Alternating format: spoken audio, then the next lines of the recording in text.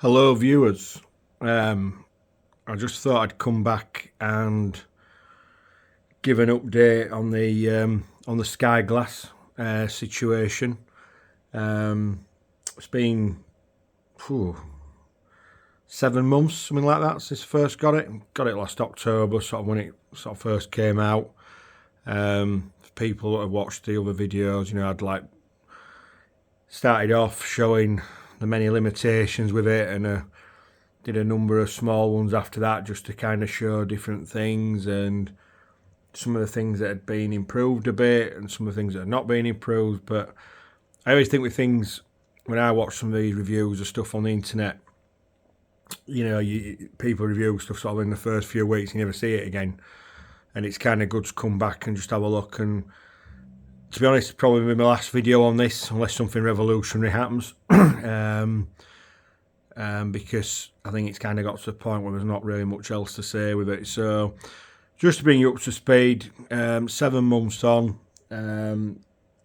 pretty much all of that time I dealt with the executive complaints team at Sky. A guy there who was pretty helpful. I say pretty helpful, he was a really nice guy, and he tried to do everything he could. The reason I say sort of only pretty helpful is because he really knew nothing. If you were telling me the truth, what I was saying is they own like internal teams at Sky that do the software development and whatnot.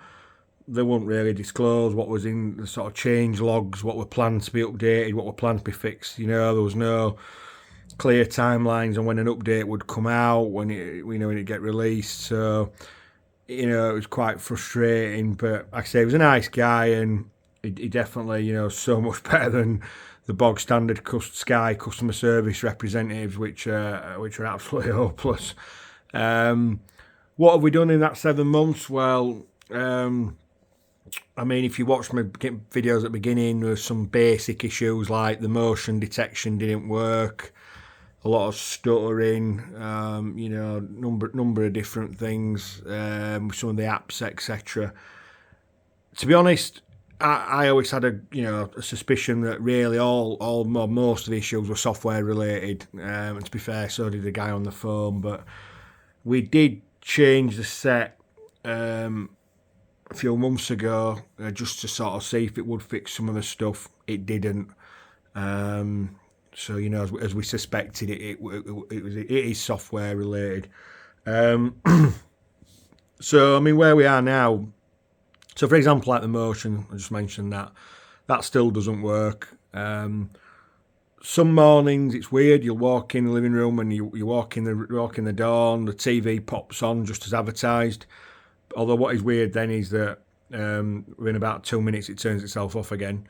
And then the other thing around, say you walk out of the room and it's meant to turn itself off after so long.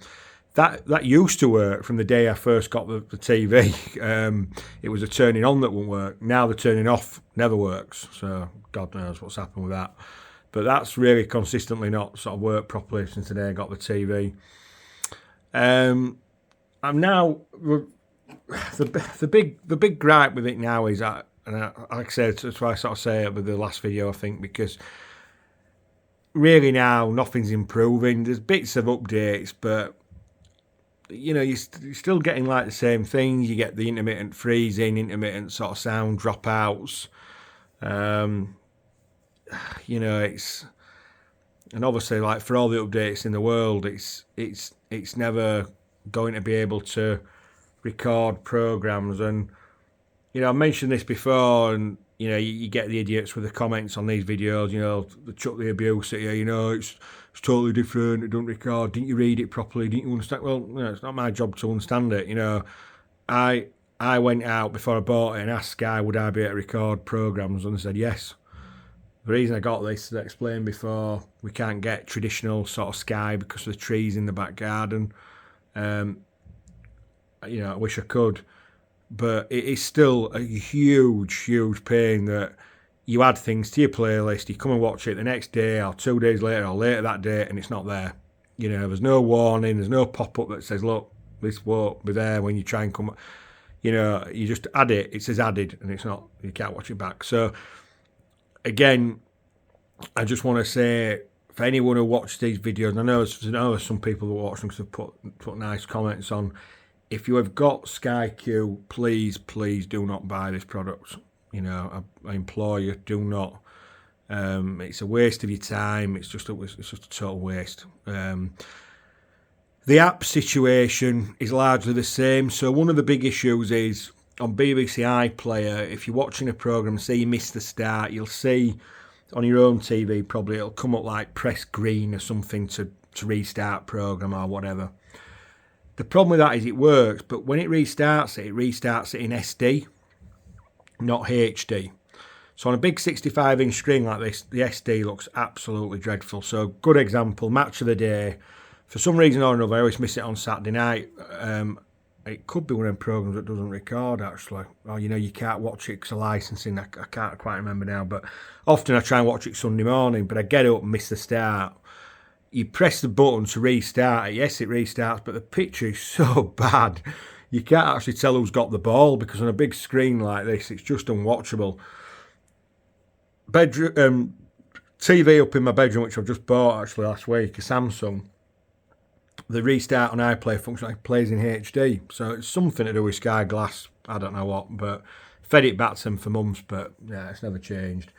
So obviously that's BBC and BBC Two is the same. ITV Hub, the experience is absolutely dreadful. I mean, the advert skipping, which I showed on one of my other videos, it's never improved. You pay extra, it lets you skip the adverts, but you have to keep holding your finger down and moving the slider across all the adverts and all of that. So that's never changed. Channel 4, pretty much the same, although the picture quality I would say is better than ITV, definitely. And Channel 5 is the best of the lot. Channel 5, the biggest compliment I can give Channel 5, whatever they're doing with Channel 5, it's like Sky Q. There's no app on Channel 5, so if you add something to your playlist, it's none of this. When you play it back, it opens a splash screen like with the Channel 5 app, and then it starts and all that. No, it's just like Sky Q. It's just like press play, it comes on, you fast forward, and you see all the screen moving quickly in the background. It's brilliant. I fed back to them, I said, whatever you're doing on Channel 5, just replicate that for every other channel. They said, oh, well, we've got sort of bad news for you, actually. We're trying to move Channel 5 like we do all the others and put the app on. So, you know, none of that's improved. They have added some other stuff like Apple TV and bits like that. You know, obviously Disney Plus is on there. So again, what I said in one of my earlier videos, the best thing I really like about it is the UI. You know, it pulls content in. You know, like today it's the Queen's Jubilee, so it's got like a reel all about the Jubilee. You know, that it's really good. But you know that is really good, and I do like that. And like I say, it's got all the apps and all that. The voice search is okay, but it's what's happening a lot now. You get a lot of false triggers. So you're watching the TV and the bar comes up at the top, it's listening, and then it'll listen. And if somebody's talking on the TV, it might pick some text up, something it recognises, and it turns off what you're watching and loads that up what it thinks you wanted. So that's a pain in the backside. But you can disable it in the menu, but again, kind of defeats the point. So I'm not going to ramble on for forevermore. Just have a drink of beer. But why have I got this cricketer on the TV all this time? Right, one of the things I wanted to sort of try and illustrate, it's really difficult because obviously it's down to the quality of my phone camera and then uploading it to YouTube and, you know, all of that. But you might get the idea. So I've paused it here, test match. Good sort of still to pause it on because you can see this is Sky Sports main event and it's the HD channel. Good picture, not bad at all. Nice, bright, sort of white, vivid white. You know, his helmet looks good. Pretty good all round, really. Why I've paused it so you can get a sort of a bit of a look at that. This game is also broadcasting UHD. And again, before anyone chirps up, there's nothing wrong with my internet. I get 50 meg. There's no one in the house but me. So, because that's the other thing I get all the time. Is any fault, it's like if you go on Sky Glass Forum, there's like these people, it's like they've got sort of like shareholding in Sky. Whatever anyone criticises about the product, they jump in. It's your internet. It doesn't matter what fault it is, it's your internet. It's absolutely ridiculous. But getting back to this, so it's good picture, good decent quality, but it's in UHD. I am not technical at all. What I don't understand is with this TV, some stuff you're watching at UHD is really good. So, right, give you an example. I've got a Chromecast plugged in the back of the TV. Before footy season finished, casted over some footy from BT Sport app, and I subscribed to get the what they call their ultimate UHD. Beamed it over, footy, 4K UHD, brilliant picture, really sharp, really bright, like this cricketer here, nice and bright, nice and vivid. Couldn't complain really, do you know what I mean? But then you'll watch something else on it, like what I'm going to show you in a second, this cricket or Apple TV. And it's sharp, it is pin sharp, but it is so dark. It is so dark. And I'm going to see if I can load it up for you now. Let's just see if we can figure this out while I'm talking. Sport, here we go. UHD, here we go. And what I'm hoping is you'll kind of get the idea, but as I say, it's hard with all the phones and all the rest of it. There you go. I can see it kind of instantly. It's as if there's like a... It's like you're watching it, and the cricket down there now, and it's currently, what time is that? I don't know. It's 4:30. It's as if they're playing it down there, and it's like 8 o'clock at night. There's like like you've got sunglasses on, or like looking at it through a dark kind of filter. So it's pin sharp. It's clear, it's sharp, it's nothing to do with the internet, but it's dark, and everything, it's the same, and it spoils it, because obviously one of the features you want is UHD, and Sky, to be fair, have got a decent amount of content in UHD, but it's crap. It's absolutely unusable. And it is really dark. So if we go... So let's have a crack at Apple TV, because that's another one that's absolutely terrible. Let this load up. It's not the fastest at actually loading apps up. You can go and sort of have a cup of tea while this loads up. I'll have another drink of San Miguel.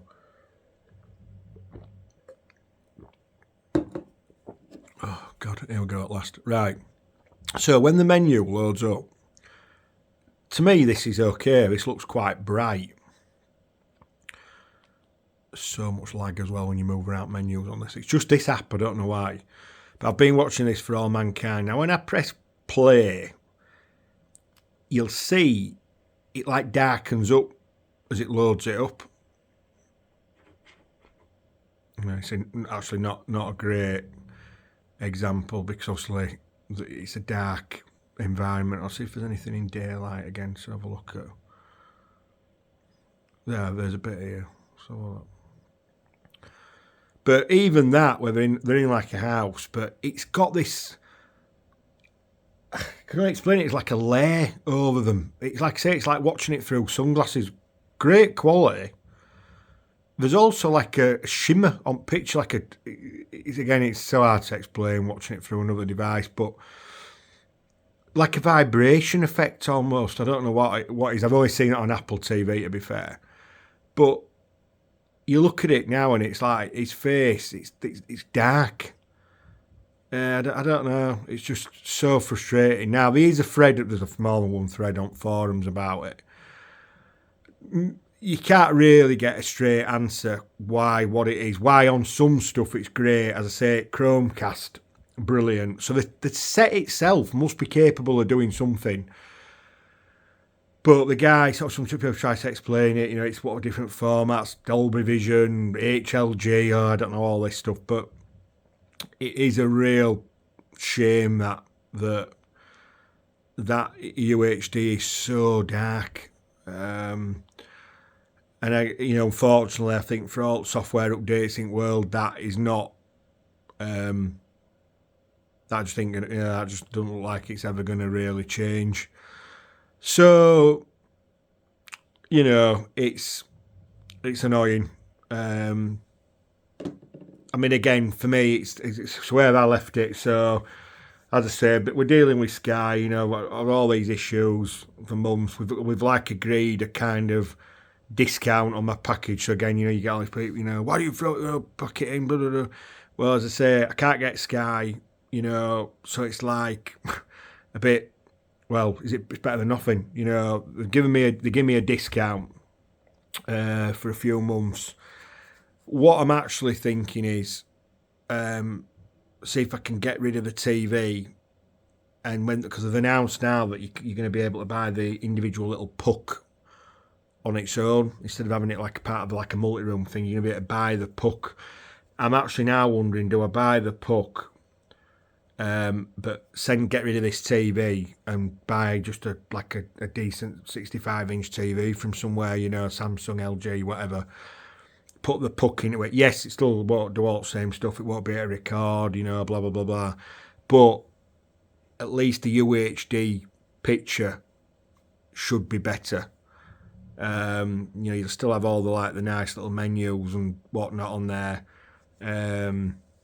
but it might fix that UHD picture business, because, you know, the TV itself, I say, it's nothing special. I mean, they said they went on about all this sound and all this. I mean, I can't see it sounds any good really. It's okay, but, you know, it's nothing to blow you away like it shows on that advert.